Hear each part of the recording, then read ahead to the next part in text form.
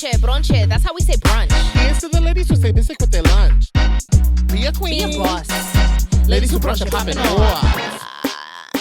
Hey, we pop and pop it off. We pop. All right. The episode's about to start. What's up, everybody, and welcome to another episode of Ladies Who Bronché. I am Julissa. What's good, everybody? This is Skittles. And this week, we have a dynamic, phenomenal, talented, beautiful Boricua here with us. Megan, who the fuck are you? What's up? Thanks for having me. Absolutely. Thanks for being with us. Yes, this is actually a real great pleasure and honor to be up in here in the Bronx. Yes. With fellow Latinos. Yes.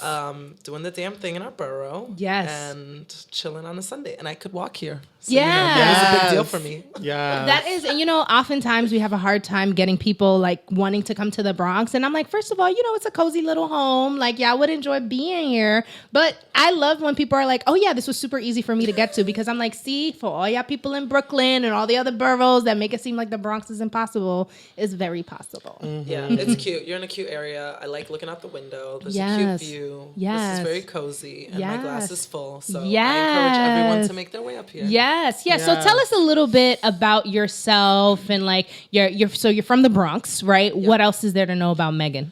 I'm from the Bronx. I'm first gen Boricua. Yes. So, Puerto Rico is really like home for me in the heart. And that's a really big part of who I am. I think oftentimes, people will say, yeah, I'm this, I'm that. But for me, like, my identity is definitely very much rooted in being a Latina. Yes. That's part of who I am and part of my work and the people I love. So first gen Boricua from the Bronx. I'm a dancer, choreographer, artist, dance educator, and traveler, lover, political. Yeah. I like to bitch a lot. I've got a lot of things to complain about, and I try to use my big mouth to really help uplift other people. I love that. Yes. That's like the definition of a Boricua, using our big mouth to uplift or shut down other. Yes, or check. Yes. If anybody need to be checked. Yeah, I had to check someone this morning. No, what happened? So, we kicking off Black History Month. Yes. So my kids are doing a salsa dance to Celia Cruz Amazing. because she's black. she's mad black. Like, hello. If anybody's black, it's the Cubanitos, right? So she's blackity black, but also she's a queen, and who doesn't like negra? La negra tiene tumbao. Yeah. So, my black kids that I teach in Harlem lived. They were like, this is a beat, Miss Curie. I was like, word, never dance salsa. These kids have like a 4-minute piece that they learned in 3 days. Nice. Yes. They are slaying, boys, That's how you girls. know they loved them. Yes. 18 kids. So, my mother and me are at breakfast this morning, and she's like, yeah, I showed you video to someone at work. Y ya tú sabe. I was like, what was said? Why are black kids dancing salsa instead? She goes, yeah, just like that. So I had to check. I was like, well, first of all, we're dancing to it because we wouldn't even have it if it weren't for Africans. We wouldn't have any of the juicy, amazing things in the New World if it weren't for black people, right? Right. So we wouldn't have the flow. We wouldn't have the footsteps, the pattern, the footwork.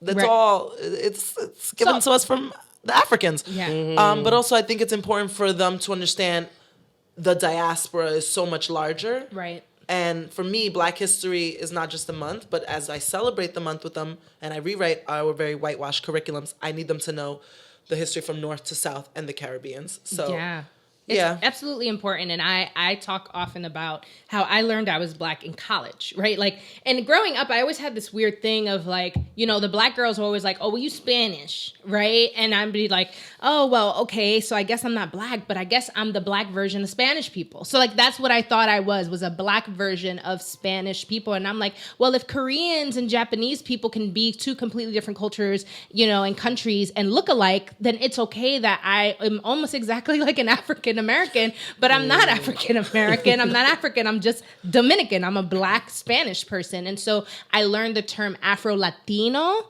in college, and back then it wasn't woke enough to know Latinx, so Latinx didn't exist back then, but like that was like eye-opening for me, and that made me take several other Latinx study courses because I was like, I don't know shit. So I ended up minoring in it. And so I said that to say, I think it's important that when we get that knowledge and we're in other spaces, that we infiltrate that, because I elected that class. There was no guarantee that I was going to graduate college and know I was Black, right? You know, I could have very well been 28 years old like I am right now, having people on the internet tell me I'm Afro-Latina. And then imagine how defensive that puts people, because now it's like, well, the internet's trying to teach me about myself, as opposed to you being in a setting, you know what I mean, that's a safe space that's really trying to educate you. So thank you for doing that work, because more of us out here, can we just go to DR together and like go around in cars being like, you're Black, you're Black, you're Black, those like campaign cars.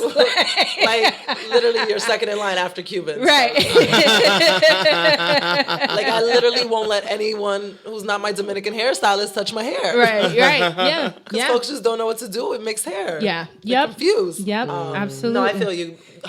College was very eye-opening, especially with the fraternity life. That was so there. Yeah, so that was an eye-opening experience for me as well. And then shortly after college, that's when I went natural. Yes. And like I had to stop relaxing my curls. Yeah. And that was, but it's part of a whole process, right? Yep. Undoing the post-colonial mindset. Girl, I could go on and on about that hair journey, because that's this whole, just your hair and its identity, it's its own genre. Like, let alone literally, chapter everything. 3, 4, and 5. Yeah, let alone, you know, even like what you were saying, how long it takes for us to fill our lips because we have different lips. Like when we're doing makeup. Like all of that stuff. Anyway, so Megan, we want important stuff. Anyway.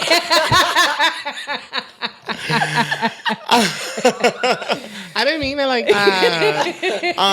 We want to start off by asking you, what is your favorite brunch plate when you go out to brunch? Well, brunch is like the only time that I really feel nostalgic for food because I'm a vegan. Oh. And you know, God, I just miss a good eggs Florentine days. I just love hollandaise sauce. I genuinely miss eggs. I mean, I think if I lived in a different country, a more sustainable country, I would be a vegan who only ate eggs.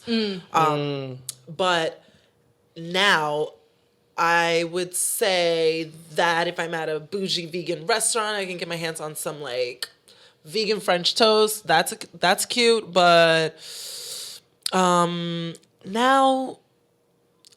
it's really not a fun time anymore. All the other meals are, but brunch, I'm going to say like avocado smash. Yeah.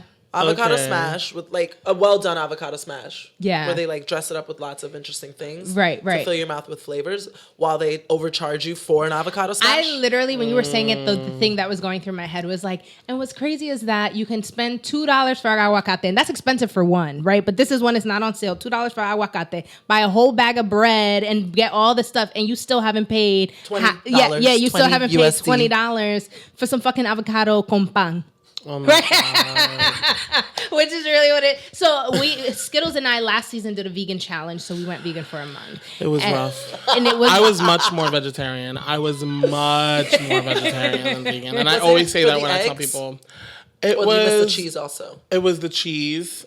It was the I just don't have the discipline to like pick something up and literally look at all the ingredients to make sure that all the ingredients were, plant-based or vegan or whatever.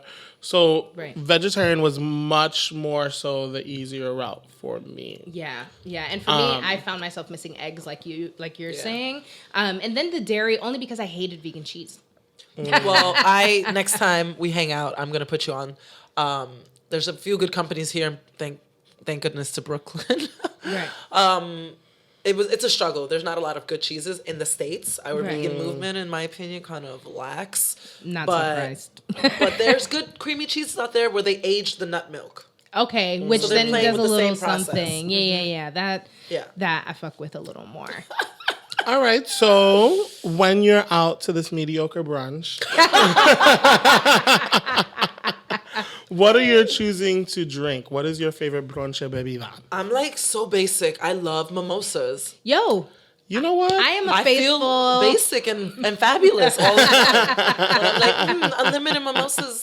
Yeah, I'm faithful to Yes. the mimosas. But you have us, so today, you have us drinking something a little interesting. So we do ask all our guests what their favorite drink or what they want to sip on during the episode. And today we took an interesting twist. Today we're drinking kombucha. Health Aid Kombucha. Well, Right. you guys really did it up for me. So I just said kombucha. You went all out with bubbly rosé kombucha that I've never even had. Wow. By So Health is Aid. Rosé? Yes. One of my favorite Wow. brands, and they did a great job. But also, this is like the first time I'm drinking after my dry January with y'all today. So Yes. I'm a big fan of kombucha, but I love mixing it with booze, actually. Mezcal. Okay. Mezcal with a ginger kombucha. Really? Yeah. Okay. Yeah. I think that I will take you up on that Yes. version. I feel like I do. Actually, maybe I should have spiked this, but whatever. Okay, We're gonna because take- I'm not a big kombucha drinker. I am admittedly not a big kombucha drinker. It's Yeah. too vinegary for me sometimes. Maybe it's the fermentation or That's how I whatever. feet sometimes. Yes. But- I can't smell it is the thing. Every time I get a smell, I can't bring myself to it. I'm just like, all right, why? There's other healthy choices I can make in my life. All right. Well, Well, we're gonna cheers. Let's We're gonna Cheers. try with this kombucha. and see what our Bubbly true rosé. appearance. Don't just hold your breath and just sip on it. Because the Just flavor's hold your there. breath. The flavor's Just hold your there. breath. Okay. It tastes Breath different. I'm holding my. Okay, I do. Very few things smell the way this tastes. Oh no, I don't like your face. You're not into it. I could just This taste it wasn't that bad. I told you. because I didn't smell it. Because I didn't. I feel like the smell. I feel like the smell is way worse than the actual. But taste. did you enjoy this one? Would you give it a shot? No, I would. Okay, I've swallowed I would do better this. cum than what this is. Well, tasting. sometimes you get, Wow, really? well, sometimes you get chunks inside Wow, of this. ew. Yeah. Well, are you screwing vegans because those are the only ones with good tasting cum? I don't Oh, know. that's a lie. I think that's a lie. Blasphemy. I sucked a lot of non-vegan dick. All right, I've sucked a lot of non-vegan dick. We're just talking about the cum, though. Yeah. Just the cum, because it's always lovely until that shit finishes, and then it's like, whoa, I forgot it can also taste like this. Yeah. Nah, when it's sour and terrible, it tastes like kombucha. Like I guess It's the diet, I'm telling you. No, but I will say this: like compared to other kombucha that I've had in the past, I feel like this is the better tasting one that I've had because, and I've only tasted 2 different kinds because the last kind was in California. But Oh yeah. yeah, You would drink kombucha in California. That's the spot. that's the spot for it. So now that we've talked about swallowing cum, what was it like going out to eat when you were a child? Actually, so let's take it back To the before days. Just Now that before we talked about started swallowing sucking gum. dick. Well, it's Bitch, I've been interesting. sucking dick since the day I walked through those vaginal doors. I came out the gate Ready. With head first. Head first. head first. But We are not gonna get through this stuff. Dick is the theme. No, but for real, what was it like going out to eat when you were younger? What was that experience? It was great. It was strict. And when I go out now, I thank my mother and father for that experience because motherfuckers out here don't know how to take a kid out. So kids don't know how to behave.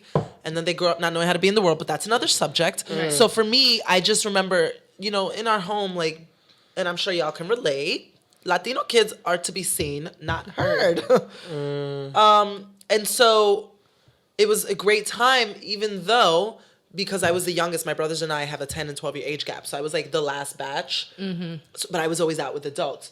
So I feel like I got so much information from that experience that then informed who I became, right? So I would be at family dinners, listening to all the political talks, all the nonsense, all the inappropriate, like, adult sex talk even. Like, I would just be there like a fly on the wall hearing. Right. And I think later on, it fed my obsession and need to, like, connect with humans, listen, and hear people's stories, which is really a big part of my practice as an artist. But it definitely came from, like, all those years of being at family dinners, the youngest one at the table, just eating and listening. Right. And it also taught me how to just be in spaces. My parents weren't like, oh, how are you? Are you okay? Nanita? No, they were like, sit down, eat your food. We out for dinner. This is our time. Don't Right. fuck with our time. Right. And I just understood, like, how to understand that everyone had different times and needs. It wasn't that I wasn't going to get dessert after, or it wasn't that I wasn't going to get my treat after, but like, you had to be at dinner with the familia, and this is our time, and just like, chill the fuck out. Don't be acting stupid and crazy. Right. Don't be embarrassing us out here. And you could also, like, I would imagine, chill too amongst yourself, but you couldn't just be acting like a... Like you wasn't running around while mom and dad weren't looking. Like that wasn't the green light to get the fuck up. Right. Yeah.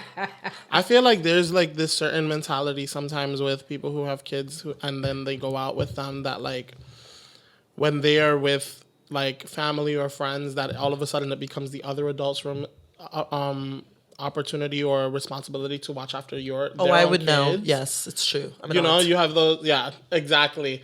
All of a sudden, it's like, oh, well, like, you watch them. I'm going to be doing... And it's like, where did this... Yeah. I was not in the room when you made that. I was not part of this decision-making process.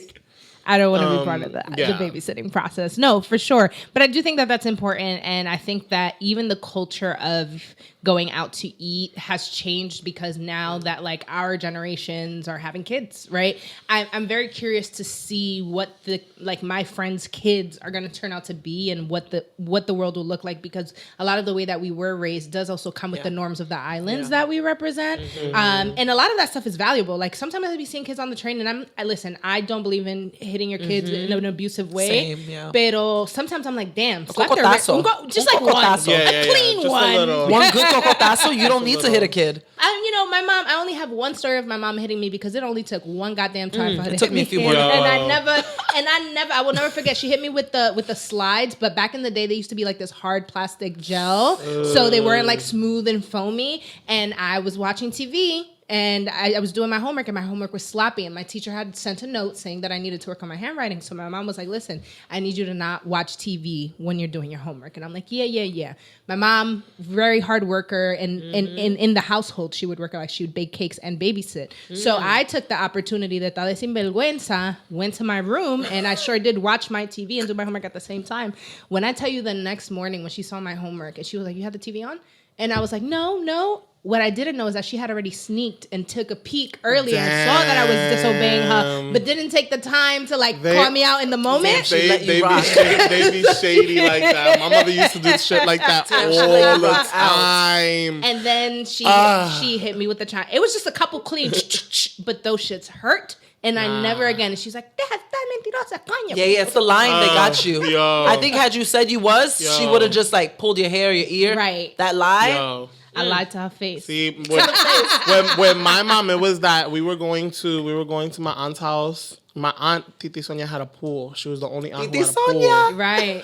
And I had gotten to the point where like I would know that if it was the weekend or the weekday in the summer, we were going to Titi Sonia's house, I was going to be able to go to the pool. And that particular day, I was acting a little ungrateful towards going to visit my aunt and not going to visit the pool. And oh my God. When I tell you, my mother had one swift one. Now, I was a big kid, so it was a fist. Not only did she bust my lip, but I also could not go swimming when we got to Titi Sonia's house. Wow. And that was the one time. Never again? Never again. For anything. Because it was just like, oh my God. I used to get... And my mom's a little cupcake, but like that fist. It's called a bofeta. My mother used to give them to me when we had the detention meetings, because one time I got busted for forging all the detentions of like a whole school year. Oh my God. Yeah, I tried it in Catholic school. They put my mother in for that final. Damn, in Catholic school, it just gets better and better. They put my mother in for that meeting. It added up. I was like, God damn it. I saw that stack on the table. I was like, what are those doing here?